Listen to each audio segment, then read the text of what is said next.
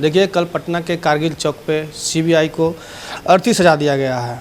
NEET छात्रा का मामला था, फिर से एक बार हाईलाइट हो चुका है। क्या कहेंगे सर जिस पर? देखिए, सीबीआई एक जांच एजेंसी है। जांच एजेंसी पर सवाल उठाने का अधिकार है, लेकिन उसकी प्रक्रिया तय है।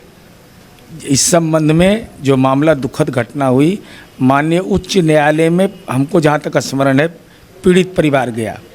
यह कहा गया कि अगर आपको कोई भी परेशानी हो तो आप, या कोई जांच को प्रभावित कर रहा है तो आप आकर के यहाँ सक्षम आवेदन दीजिए। तो जो लोग मददगार हैं, जिनके मन के अंदर में ये है कि न्याय मिलना चाहिए, सरकार ने अपना दायित्व तो पूरा किया है, लेकिन अगर भरोसा नहीं है तो आप न्यायालय जा सकते हैं। न्यायालय में जाकर करके, भाई निर्भया मामले में आप देखिए न्यायालय लोग गए कि नहीं, न्याय मिला कि नहीं। तो समय लगता है, लेकिन भरोसा संस्थाओं पर अगर टूट रहा है तो संविधान के तहत तो न्यायपालिका ही वह जगह है। अब इसमें सम्राट चौधरी जी का पुतला जलाने का क्या मतलब है? सम्राट चौधरी जो सीबीआई का डायरेक्टर, असिस्टेंट डायरेक्टर ने है, अरे डायरेक्टर तो दूसरा न है। तो जो आपको स्मारक पत्र देने का अधिकार है, ईमेल भेजने का अधिकार है, उनको कोई नई जानकारी अगर है गुप्त तरीके से, वह भी बता दीजिए। वह भी अधिकार नागरिक को है।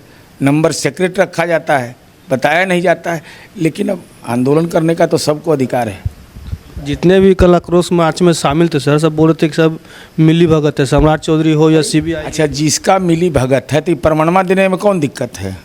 अगर न्याय दिलाने की मंशा है तब प्रमाण हम नहीं देंगे। हमको मालूम हो जाए भी कि बगल वाला घर में शराब रखा हुआ है, हम पुलिस को अगर इन्फॉर्म नहीं करें तो हमसे बड़ा गुनाहगार कौन होगा? हमसे बड़ा गुनाहगार कोई नहीं होगा।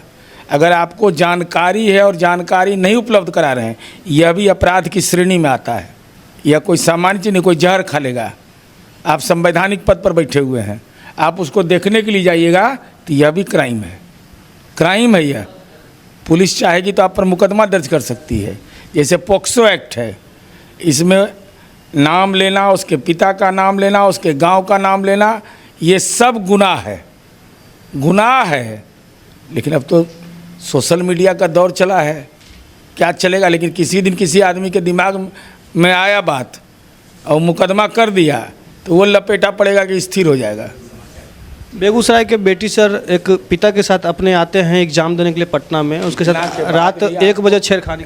रात इतना बोलने के बाद आपको फिर नहीं बोलना चाहिए था। वह मुकदमा पॉक्सो एक्ट का है। वह एक रूपसपुर थाना में मामला दर्ज हुआ। उसमें उत्पाद मद निषेध अधिनियम, बीएनएस एवं पॉक्सो अधिनियम के तहत मामला दर्ज किया गया। पहचान भी पुलिस ने किया, पहचान हमारी पुलिस ने ही किया है।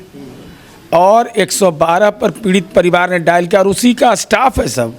अब ये तो मानसिक जो कहते हैं, उसके पिता लड़की के पिता बोल रहे थे सर कि हमको पैसा देकर बोले सेटलमेंट करने के लिए बोल रहे थे, बात के मामला के दबा दिया। नहीं तो भाई उन्होंने जो मुकदमा दायर किया है तो उसमें लिखा है यह बात।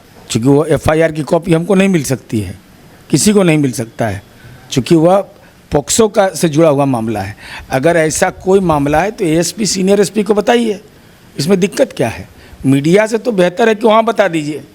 और ये हम लोगों के लिए एक चुनौती था कि इस ढंग की घटना, कोई दुस्साहसिक घटना, अब मान लो मेरा ही डेरा है और इस ढंग की कोई दुस्साहसिक घटना कर दे तो गुनाहगार पर तो कार्रवाई होना ही चाहिए ना। पुलिस को जानकारी मिली, 112 पर तुरंत पुलिस पहुंची और डिटेक्ट हो गया सब।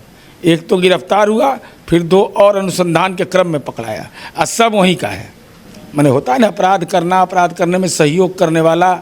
अब इशारा आप बताइए तो अब आज के डेट में यह तय मैंने मानक है कि आप कोई किराएदार रख रहे हैं तो उसको भी वेरीफाई कर लीजिए। लेकिन अब लोग करते नहीं हैं। अब भाई आपका होटल का स्टाफ है, वो कौन है, क्या है, किस ढंग का आचरण उसका है। अब मेरा सहकर्मी है, वो शराब पीता हो, मैं मेरे डेरा में बैठ के करता हो, तो निश्चित रूप से हमारे लिए चिंता का विषय है ना। तो हम तो चाहे तो उस पर कार्रवाई तुरंत सुनिश्चित कराएंगे, भविष्य में उसको सीख मिल जाए। ऐसे लोगों को अब ये तो जिस मामला में दर्ज है ना, इसमें अब ये चलेगा स्पीडी ट्रायल। और स्पीडी ट्रायल जब चलता है ना, तब माथा का टावर ठीक हो जाएगा। इस सब का पापी है, ये सब सामाजिक पापी है।